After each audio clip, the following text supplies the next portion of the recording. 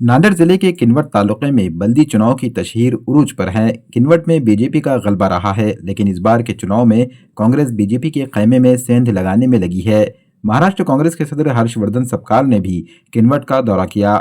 हर्षवर्धन सपकाल ने इंतखाबी जलसे से खिताब किया और कांग्रेस को ही कामयाब करने की अपील की।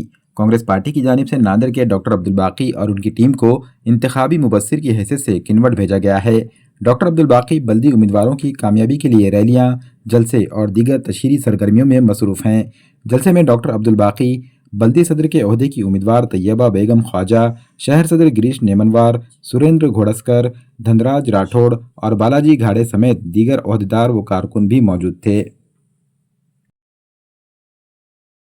जैसा कि आप जानते हैं, किन्वट में बल्दिया इंतखाबात लग चुके हैं। इस बल्दिया इंतखाबात में कांग्रेस पार्टी ने अपने अधिकृत उम्मीदवार के तौर पर तैयबा बेगम फारूक अहमद को अपनी उम्मीदवारी दी है।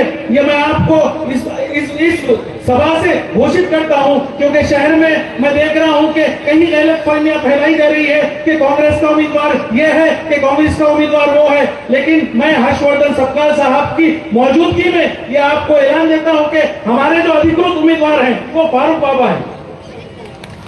क्योंकि हम यहाँ पर महाविकास आघाड़ी के घटक बनना चाहते थे, लेकिन कुछ सरपसंदों ने उसका हमें घटक बनने नहीं दिया।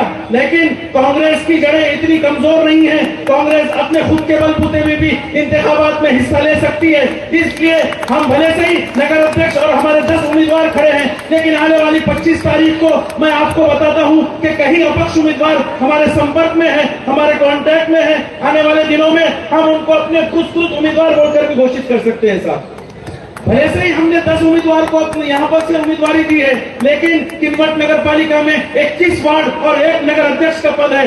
आपने देखा कि पिछले दिनों में जिस दिन विड्रॉल का दिन था, यहाँ के सत्ताधारी पक्ष के लोग हो, इन्होंने बहुत ही हमको मजबूर किया कि आप यहाँ से फॉर्म उठाइए। हमारे कार्यकर्ताओं को तकलीफ दी, हमें अलग अलग से फोन आए, हम पर इतना प्रेशर भी किया कि आप यहाँ से फॉर्म उठाए, वरना हम आपको ऐसा कर देंगे, ये कर देंगे। लेकिन मैं हर्षवर्धन सपकाल साहब की मौजूदगी में ये बताता हूँ कि कांग्रेस पार्टी का एक भी कार्यकर्ता यहाँ पर से पीछे नहीं हटा था।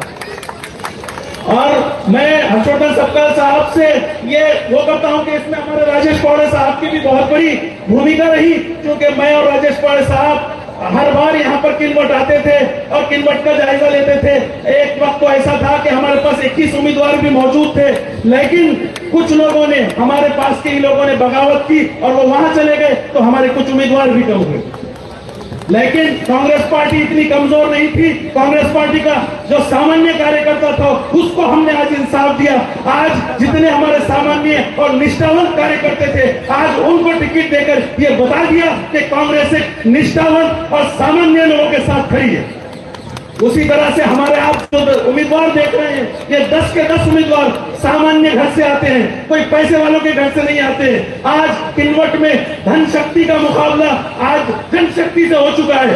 ये लोग धन का इस्तेमाल करके हमारे उम्मीदवारों को हराना चाहते हैं, लेकिन मैं आपको बता दूं कि आप इनके धन से मत डरिए। हमारे पास जो जनशक्ति है, हमारे राहुल गांधी जी हो या हमारे हर्षवर्धन सपकाल साहब हो, ऐसी जनशक्ति हमारे साथ है। आप डरने और घबराने की बात नहीं है। उम्मीदवारों से मैं कहना चाहता हूं कि हर पल हम आपके साथ हैं। आप हमें आवाज दीजिए, हम आपके साथ खड़े हैं।